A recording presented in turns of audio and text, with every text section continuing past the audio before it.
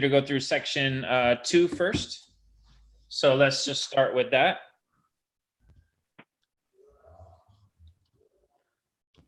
So let's start with section 2, number 3.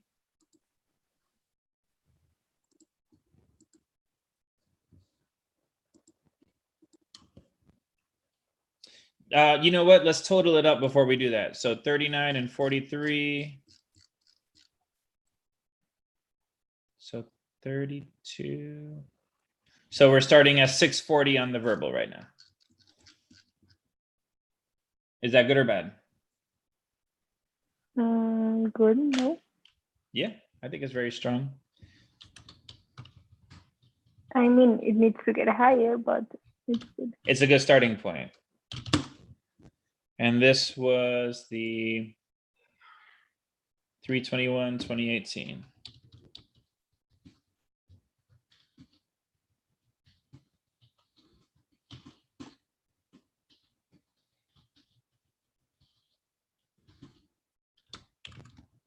Okay, so we're going to look at section 2, number 3.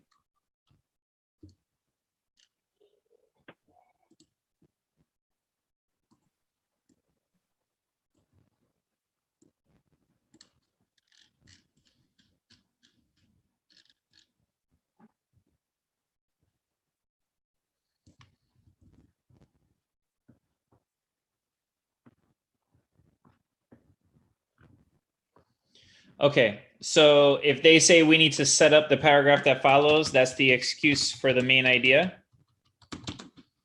What they're really saying is, you know, what is in the paragraph that follows. And then, you know, our one-liner, you know, which is the little thing we recite to ourselves, is just announce it to yourself. It doesn't sound like anything, but when you say, okay, this is what they're doing, then suddenly it gets really easy to pick one answer. So what would you say is the main idea of that paragraph?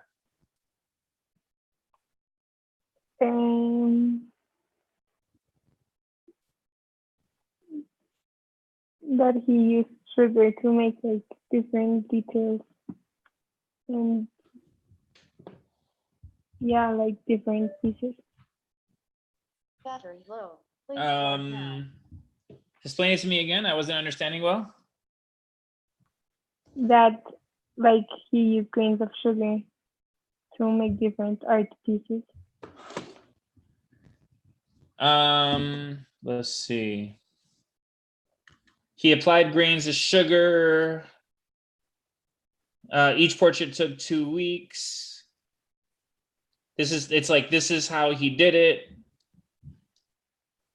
Then he got a show at the museum and his career was launched, right? Mm-hmm. So it was like, so does that kind of match how you summarized it? Yeah. The work he did and how it started his career. I know. I was just doing it with like the top part. Yeah, it's a really long paragraph. I haven't done this test before, so I'm just seeing it for the first time. But okay, so now I guess what I say about the idea of doing it in your own words is that you don't really know if they're going to give you this idea or this idea. And so you just have to kind of be ready for both. Mm-hmm. So, okay, so which answer would you pick based on either of those then? This. Create each new artwork. Yeah, I mean, because that's the work he did, right? Nothing about being bored, nothing about pleasing the children or surprising the parents. So D is kind of a nice, easy answer there. So how is that approach different from what you did the first time there? I don't know. I just like, when I read it, I thought it was a good transition. Yeah, okay. So then, you know, there's the 9 question types that we're going to see a lot of in English, right? And so what we're going to kind of promise ourselves is if it's one of those 9, then, you know, we're in good shape because that's what we're preparing for. But if they're going to give us something really random or something really kind of confusing, then, you know, it's like we have to be okay with those in order to let ourselves be really strong on the ones that we know we should be strong on, right? So, okay, so that was the first one. Number 3, now we're jumping ahead to 17. Okay, so do you remember the one-liner for transitional words? No. For transitional words, it's just invent your own. Oh, yeah, okay. And then the inventing your own word forces you to more deeply read it than you would have read it otherwise, is the kind of like the point of that. So what would you say is the way that this part right here is kind of relating to this part right here?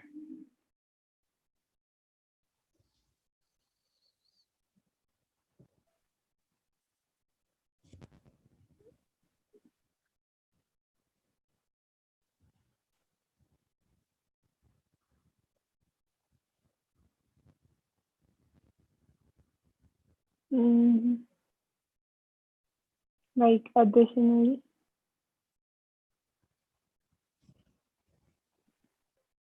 Say it again. Like additionally. So maybe C.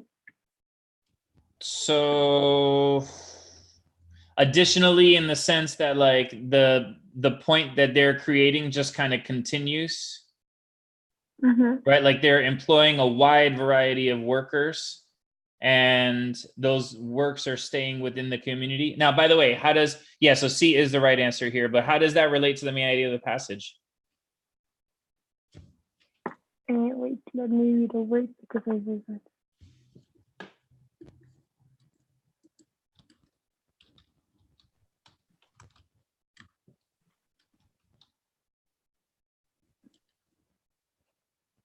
Because it's saying that like art helps like national economy. So in a way, it's talking about like the jobs it produces. So it produces the jobs and it keeps those jobs. It produces lots of different kinds of jobs and it keeps those jobs here. It doesn't send them away. Alrighty. So that's 17. Let's go to 31.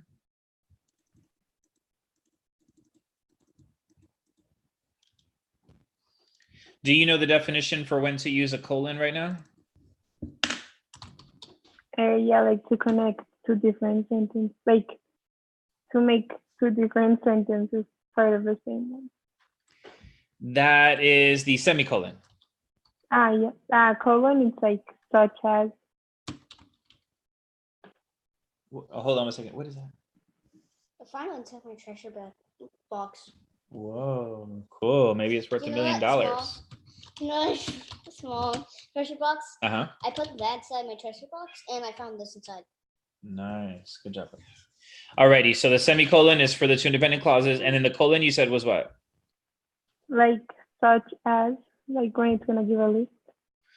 Yeah. Now the thing is, everyone is like, a lot of people know about the list application of it, and that's why College Board pretty much never gives us that one, because they're expecting us to say a colon is for a list. But they are going to always quiz us on that other one, which is, so I want you to remember to memorize this one because it's one of the more important ones. The first part is an independent clause, and the second part is anything that describes the first part. Okay.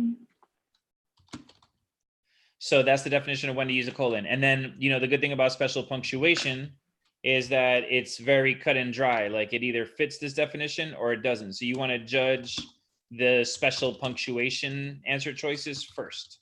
In this situation, we would be judging A and C before we ever look at B and D. So does A work? I guess we need that sentence from above. Sorry about that. As part of CTDM. So it's kind of, not only do we need it, but we need to kind of insert the right answer. So the right answer here ended up being, so as part of this organization, basically. So do you think A works right now?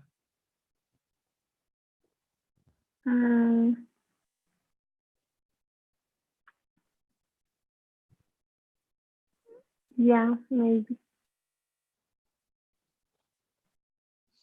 So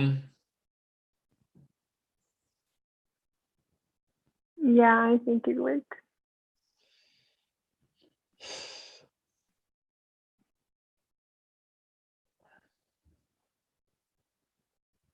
I don't like it.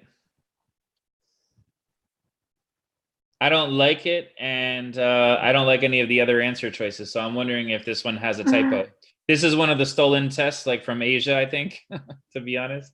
So, which we need because we need to be able to see whatever tests are out there. But we'll leave this one open ended, but I'll explain what I don't like about each of them. So in A, I don't see the second part describing the first part. Do you agree with that?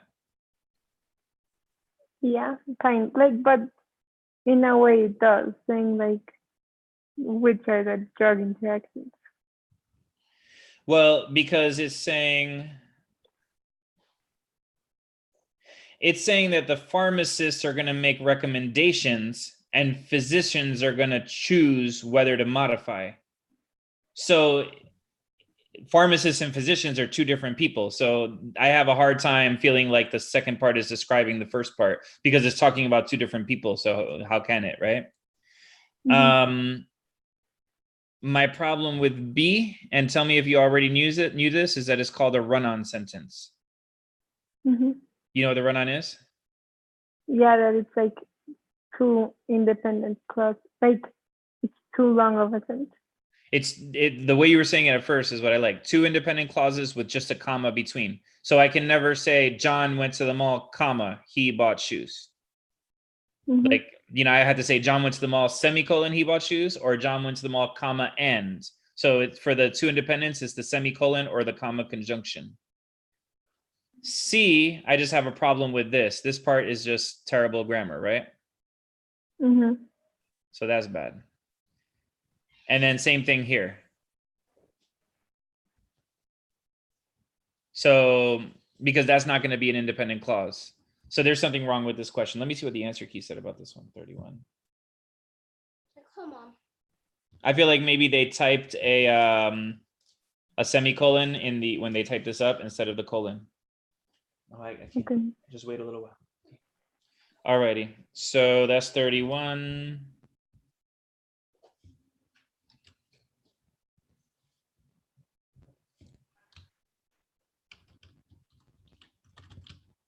Alrighty, and can you send me the link of that document again, please? You're talking about your OneNote like notes? The notes. Yeah. Okay, I'll send that to you. In a second, I'm going to ask you to tell me if you received an email. Okay.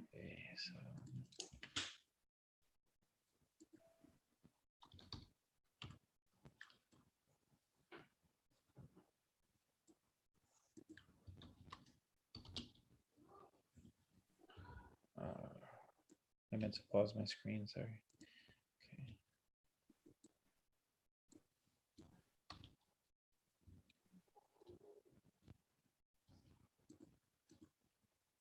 Okay, tell me if there's an email that either went into your junk mail or your inbox.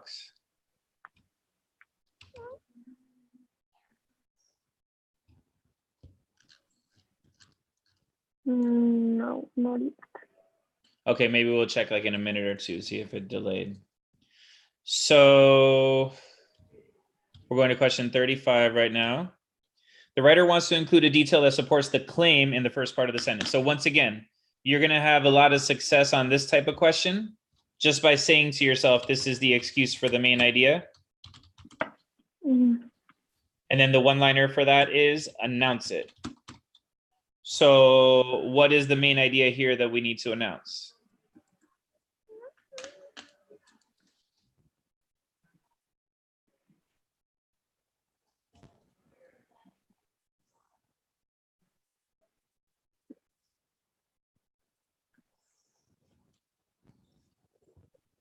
Okay. So it's like the idea that the oceans, the one theory, the oceans formed as the icy comets collided with Earth on all that. It's everything, right? So which of these answer choices supports that idea?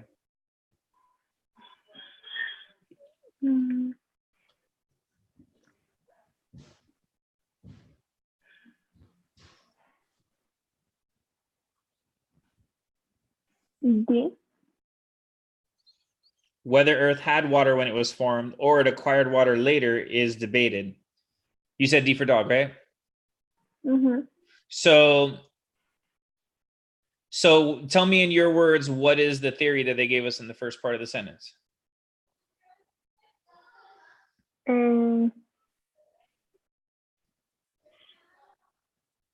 Wait, what do you mean? Can you repeat the question?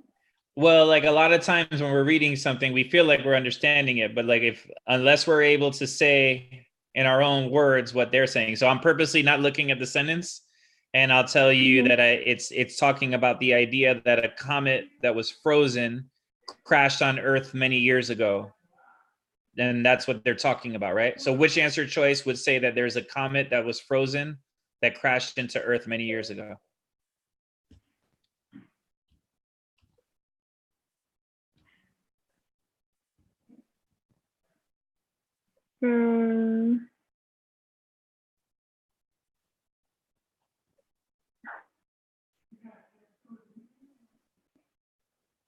C.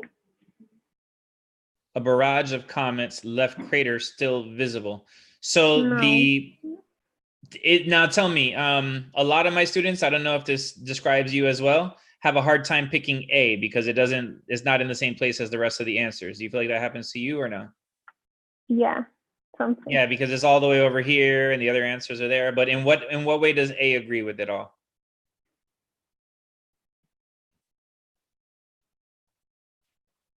Yeah, so A.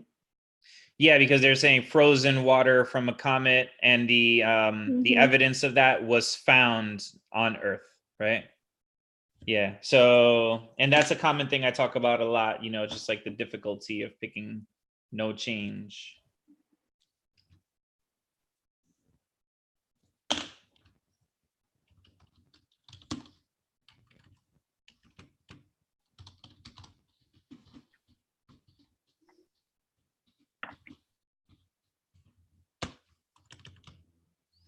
Alrighty, and so let's go to question 40.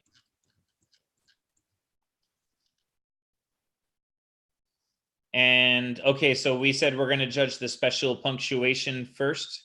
So does that semicolon go? There's no semicolon.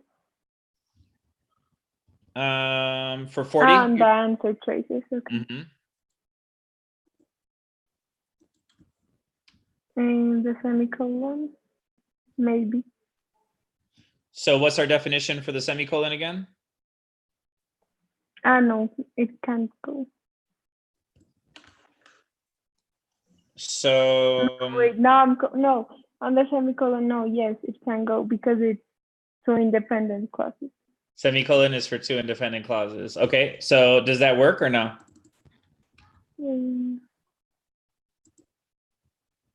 Yeah. Let's see. So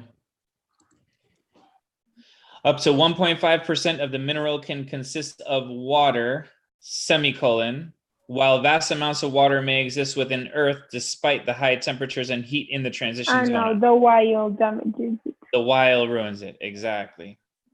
So then besides that, it's a question of transition words. And transition words is the idea that you want to invent your own. So if you read through it, what word would you invent for all of this? I think B.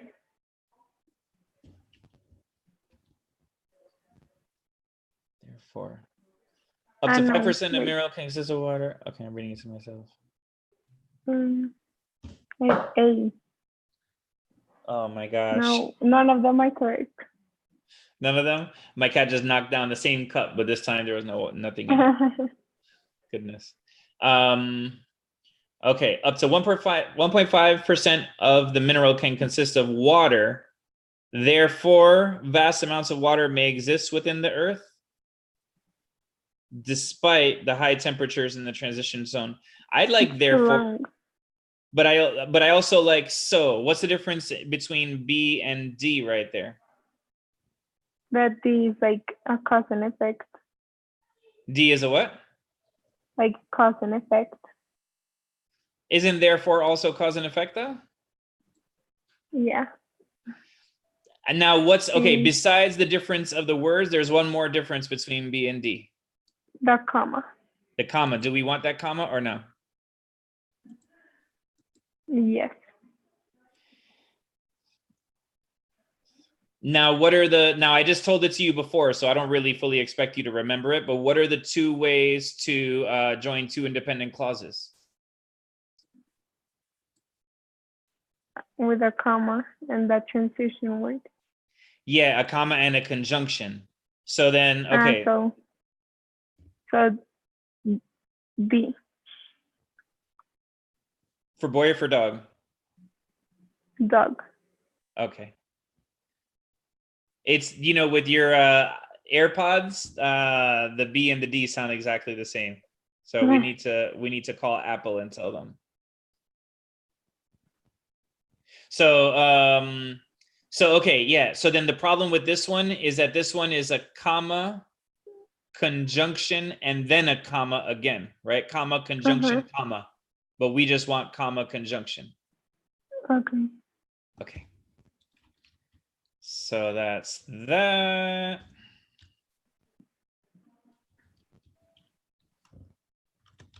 And I believe that's our last one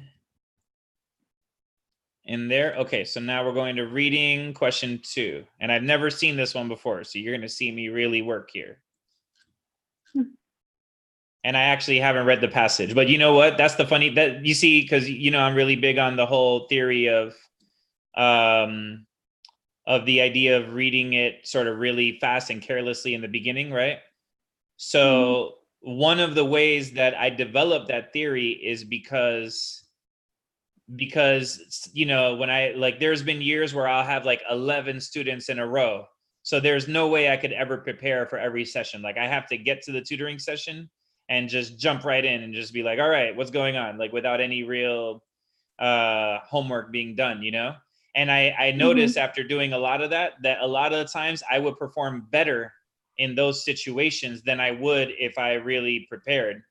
Because and that's where I started realizing that the first read of the passage is almost like the most unnecessary thing. We do want to read it, but we want to read it when we're like with a purpose-based reading. So if I tell you look through this passage for the red Volkswagen, there's going to be a whole different part of your brain working, because everything that you're processing, you're asking yourself, is this a red Volkswagen? Is this a red Volkswagen? So you're like, you're on the job. Whereas if I say, Ariella, just read this, it's just going to be like, all right, whatever, you know? Okay, so was it 2 or 3? Let me just look one else. Yeah, it was 2. Okay, so the phrases round as a marble in her mouth and a needle in her chest have the effect of doing what? How would you answer that in your own words? Like making it visual. Visual. Okay, so I'm reading it for the first time. I think visual is kind of one interpretation that I would say in my own words as well. And I would also say that it adds emotion. Because it's as painful as a needle in the chest. That's like saying, oh, kill me, please. I'm so sad, right? So then,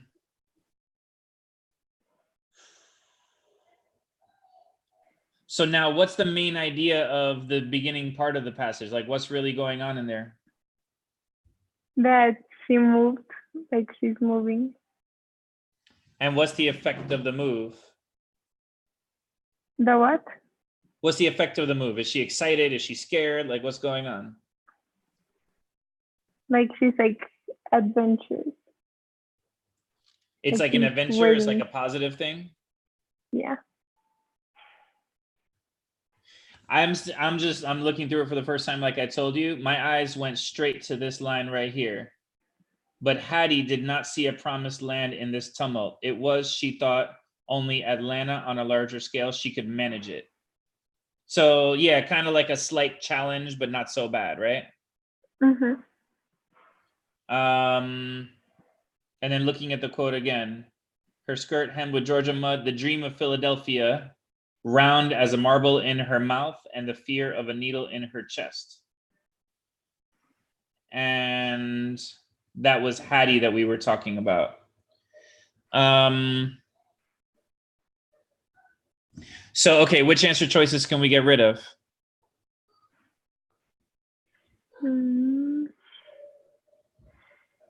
C. D for dog, you said? No, C for cat. C for cat? Seemingly contradictory.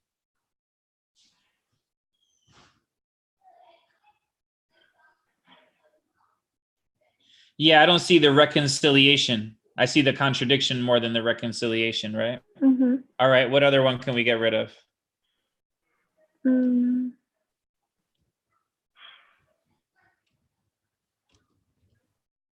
D. For boy or for dog? Dog. Now, I think D ends up being the answer here because do you see anticipation? Kind of, but not really. The dream. Like if I dream of something, I'm anticipating. Like, oh, I dream of one day making $1 million, okay. right? And then where do we see the hopefulness?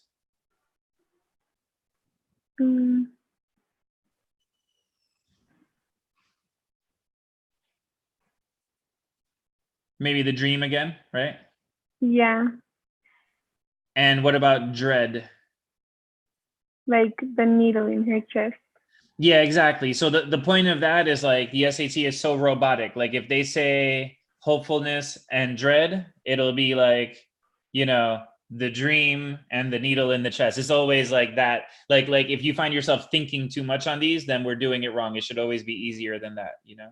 Okay, now anything that we can pick that's wrong with A?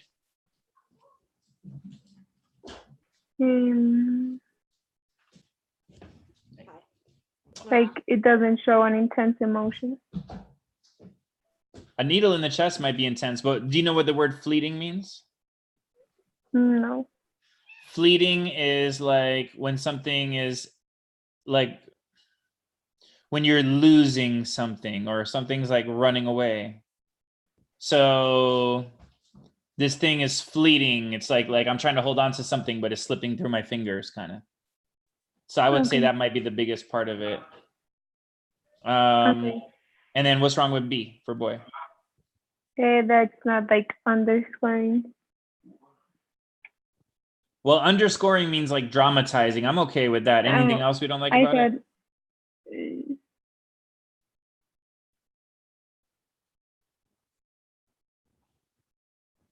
Like I think the entire part, like discrepancy between reality and subjective perception. Yeah, when I saw that one, I was like, it's not what it's saying.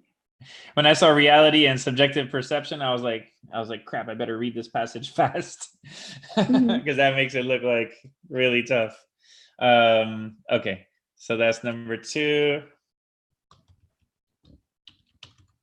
And now we're going to 5.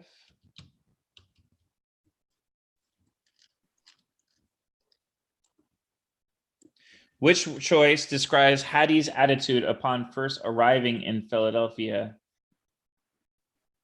toward the prospect of living these? Which choice best describes Hattie's attitude upon first arriving in Philadelphia toward the prospect of living these? It's weird.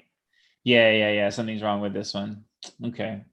Well, we're lucky to have copies of these tests. So if there's little problems with them, then that's still okay. But I'll maybe make a note on this one. This is the 3/21/2018. I'm just going to make a little note that this one has some language problems. I was so excited that I got all these new tests.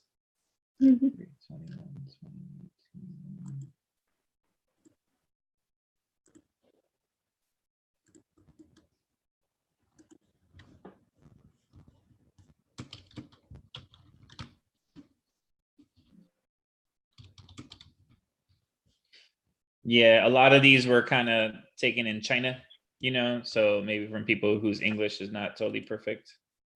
All right, so that's number 5. So then we won't count that as a wrong answer because you didn't get it wrong. And number 6 is related to it.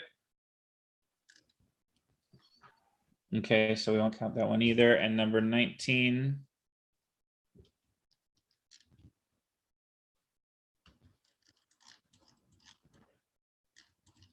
Was this passage easy or tough? Number 19. Mm-hmm.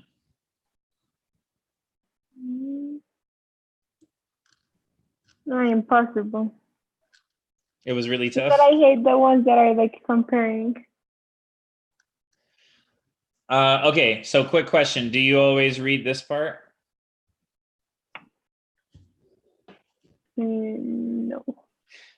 Like on some of the hardest passages, that'll clear up a lot because you'll already know where they're coming from. So sometimes it's unnecessary information in there, but you never know, so you got to always look at it. Is there anything in there that helps right now?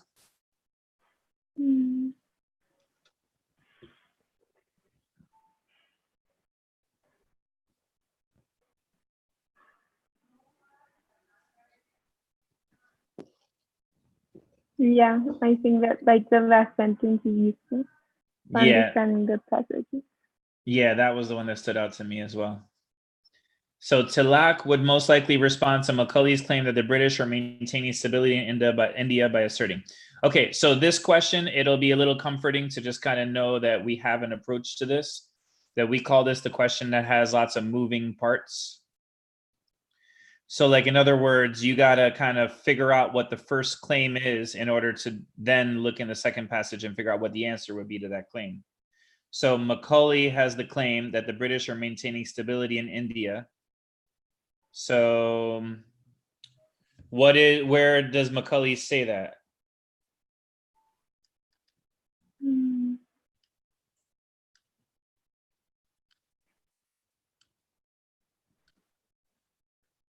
You have your copy open? Yeah.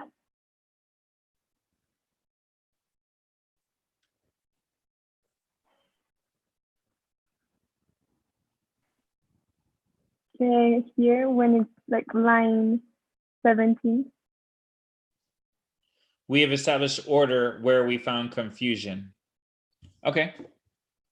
So at least we're able to see it, just in case that ends up playing a role of some information that we need to know to do that.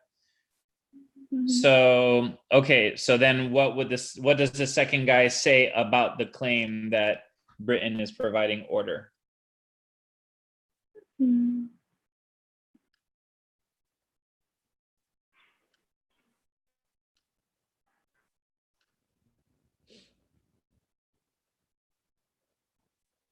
In 956, maybe.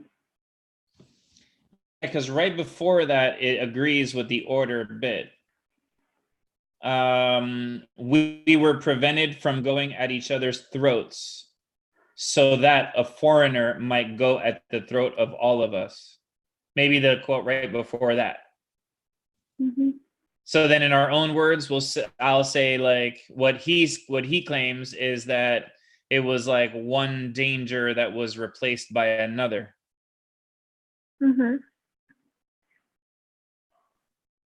Okay. So does that match any answer? Maybe C. C for cat? Yeah, it comes at a great call. Yeah, so C is synonymous with what we said. So maybe the biggest thing that helped us there was the realizing that we have to read the introduction at the beginning, right? Because like that gave us a little kind of context for it.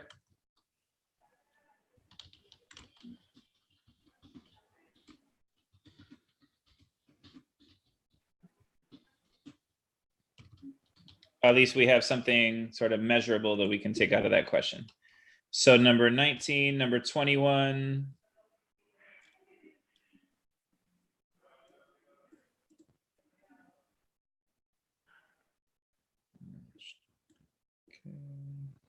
Okay, so 20, you had said what letter? A. So TLAC would, well, what were the plans in line 9 that they were talking about?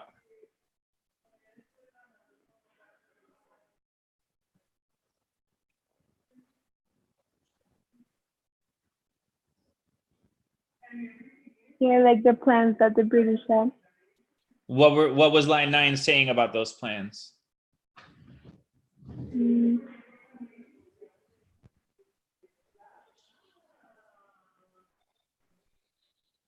That they haven't been like fulfilled. Yeah, some of their plans failed. So now, if you think about the conflict between like imperialists and the native people there, like that's like a line that's kind of sugarcoating it, right? Like if they came in and they caused all these problems, it's like, yeah, we were not perfect in some of the things that we did. It's, you could almost see that that's like a sugarcoating kind of, you know, saying the truth but kind of downplaying it. And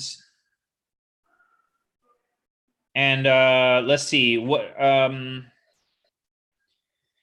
guess one big thing I'm just noticing right now is this part right here.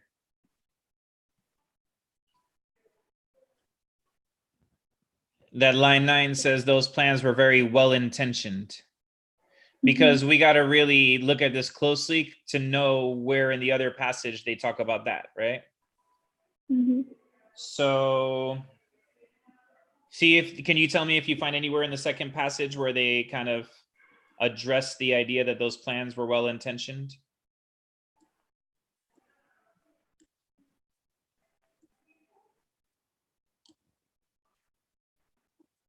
Here where it says we thought that everything that like it's starting in 946, we thought that everything that the rulers did was very good and that this English government was destined for the clouds to save us. Okay, we thought this, but then what? So this is what we thought, but then what is it that actually happened in that sentence?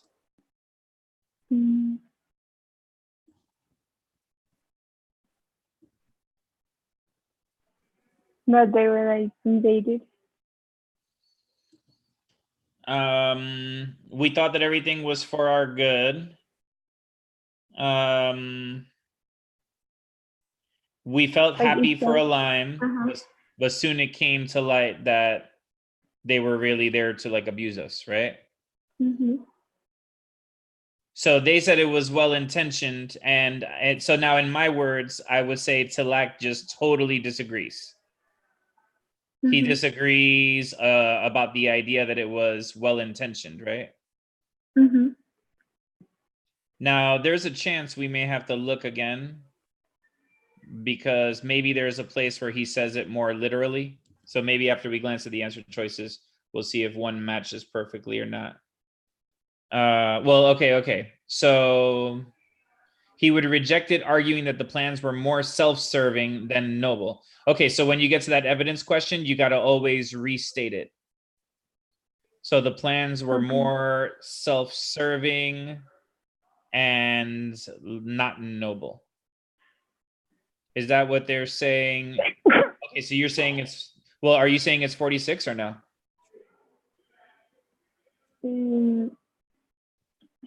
I don't know. Like I feel it could be. Well, now everything but is not super, like the segment it said. Like it's after that. well, okay, so then is 52 to 55 better or no? Yeah, definitely better than 46, right? So one thing when you're doing the evidence question is that we experience a lot of situations where there's a good answer choice, but then there's a better one, good versus better. So we got to go for the best one. What about 60 to 63?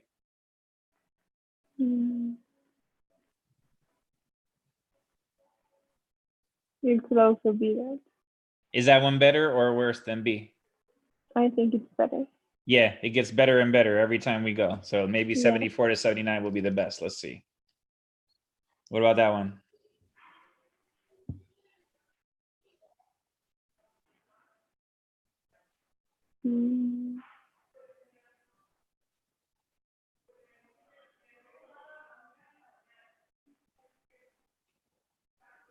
I think C is better.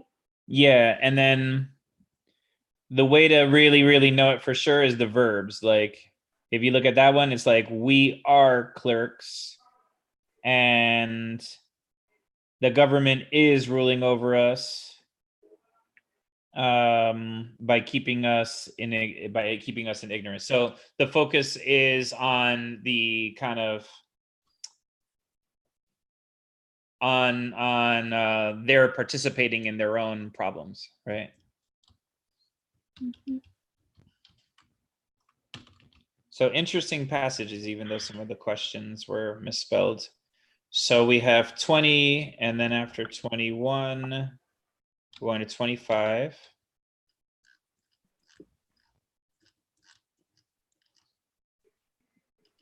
Okay, do you remember what we're supposed to say to ourselves before this kind of question?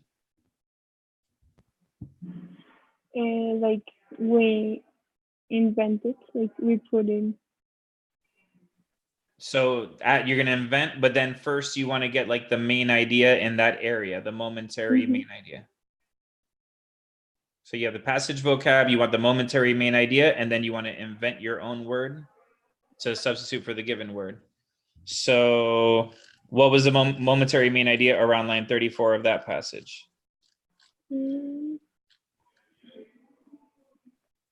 What was this passage all about? About breeding birds.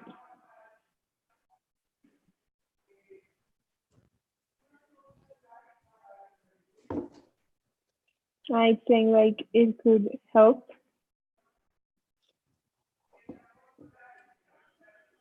Tell me a little bit more. Like I think the word there, favor, is like helping. Like Okay. So you invented your own. Let me go ahead and I'm reading it myself because I've never seen this passage before, so it takes me a little extra.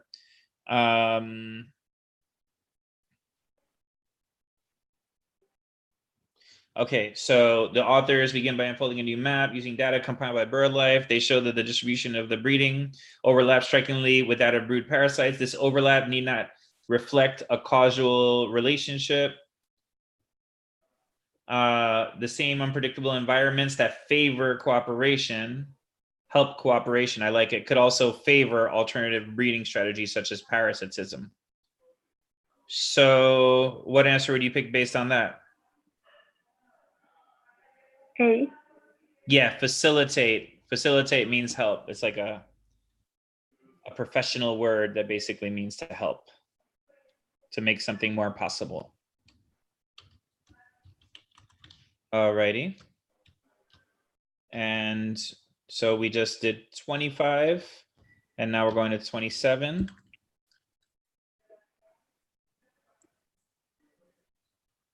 Which choice best describes reproduction in fairy wrens as discussed in the passage? So where in the passage do they talk about that?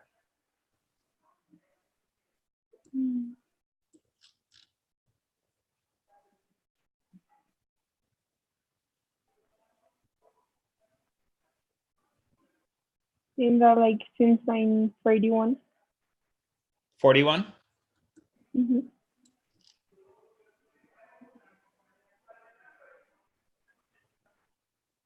So what is the point made about reproduction?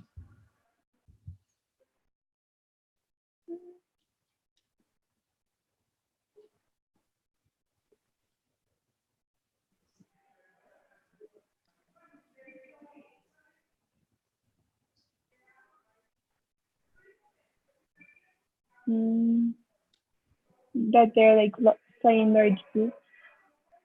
That they're what? Like they fly in large groups.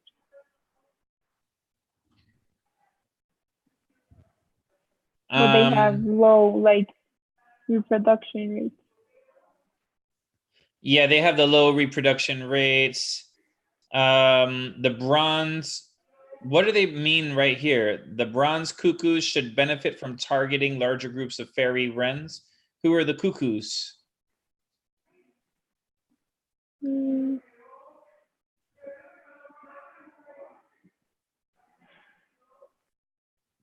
That are the ones that lay their nests there eggs in other birds' nests.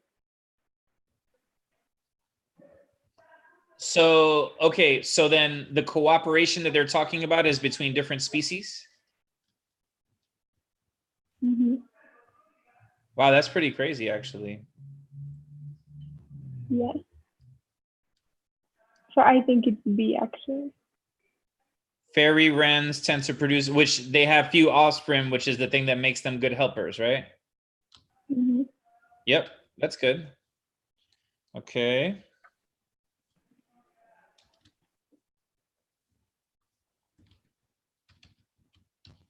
So that's 27, 34.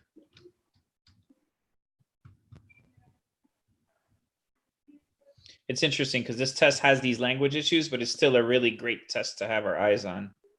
Mm-hmm.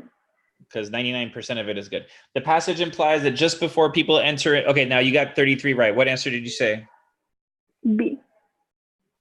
Just before they enter the action taking phrase, their thinking is characterized by a concern for benefits awarded to those who undertake a task.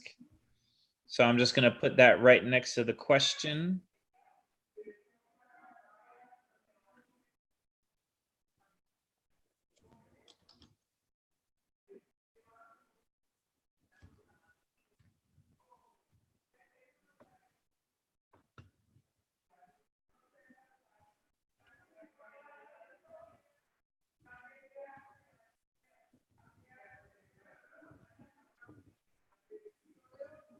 Okay, so is that what they're saying in line 15 to 17?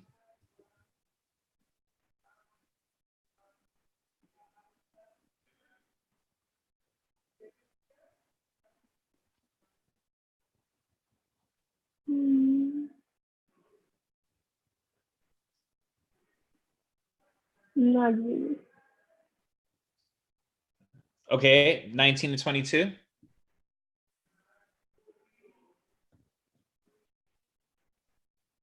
No. I don't mind 19 to 22 because that one is saying the mindset toward where can I get a sandwich is more important than whether to get a sandwich.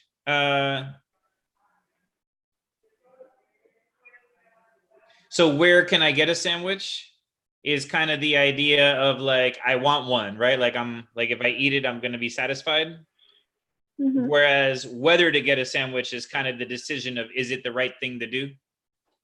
So I mean, I like it. If there's no better choice, I want to pick it. So like, Okay.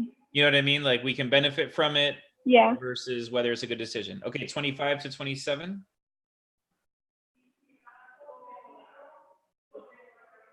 No. and 27 to 30.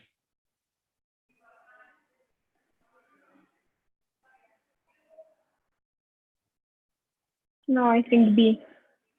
So did it make sense the way it relates? Yeah. But it's not that direct. Yeah, it's well, you know, the hardest evidence-based questions are the ones where what they're saying is kind of a reference to something else that was said. So sometimes, I mean, this one is just hard to understand, but sometimes the reason why they're hard is because they're kind of like referencing a different thing that they said earlier. So it's like one statement includes the other statement. Mm-hmm. Mm-hmm. But yeah, where can I get a sandwich is the enjoyment of the sandwich, you know, and that's what they're saying. The benefits. Where can I get one? Yeah, I agree. It's a little roundabout. So let's make sure it's B. 34. Yeah. And then we're gonna do 50.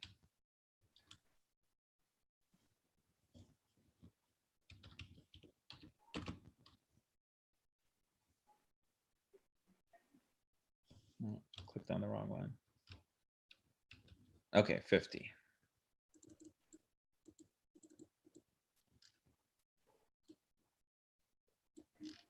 Based on the passage, it can be inferred that scientists identified Oceanus Procellarum as an impact basin as a result of. So what made them identify it as an impact basin?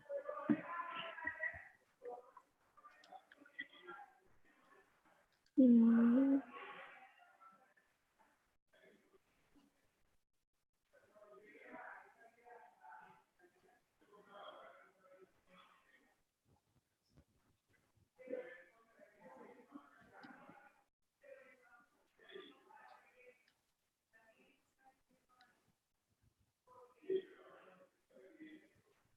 B, maybe. Where in the passage do you see them talking about that? Sorry. No problem. I feel like in the second paragraph, where it says at the end, like, the discovery also casts about on the decades-old theory that the circular is What a line are you at? basin or giant. Oh, I see it. I see it. Like at the end of the second paragraph.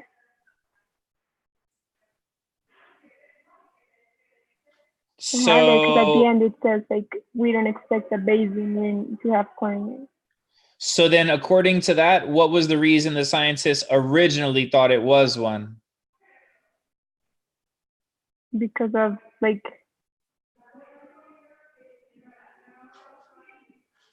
B, I think.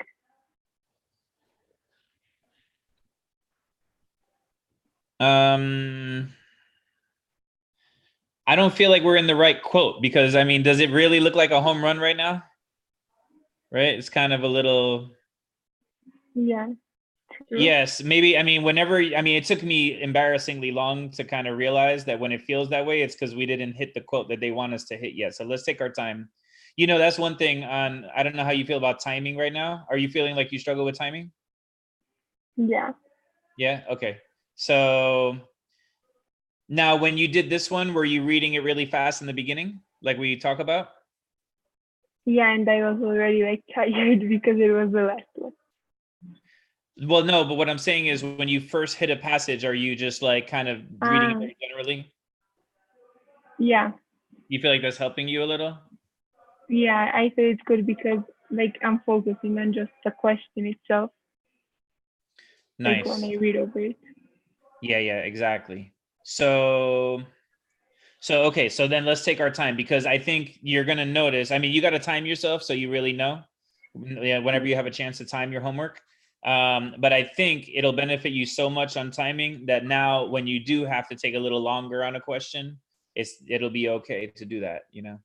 So we're realizing that the early moon was much more dynamic place than we thought.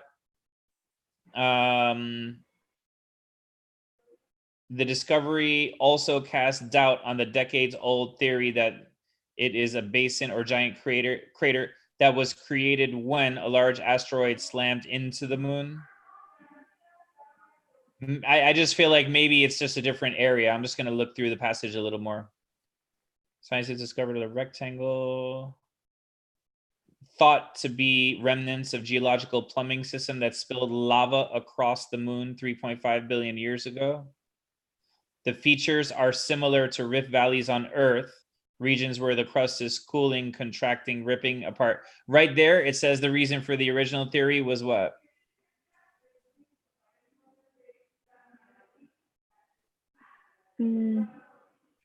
That they had like compared it to other features on Earth.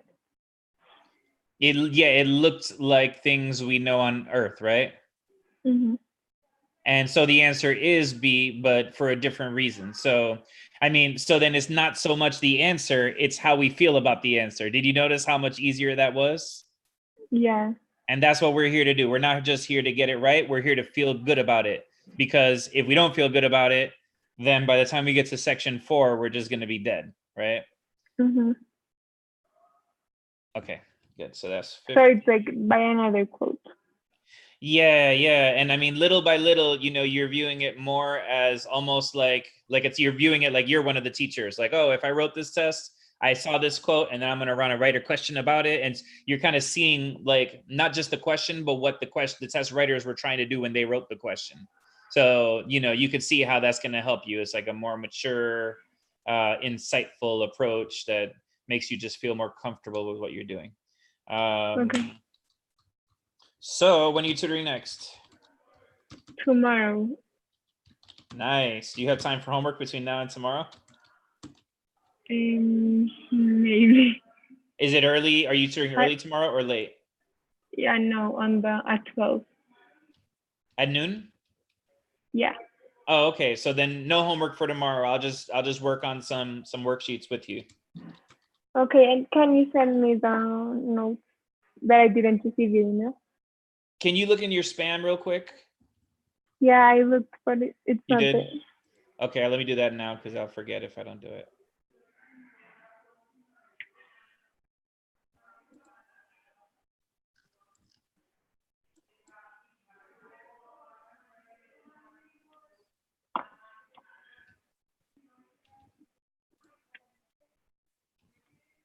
Okay, so this is your notebook.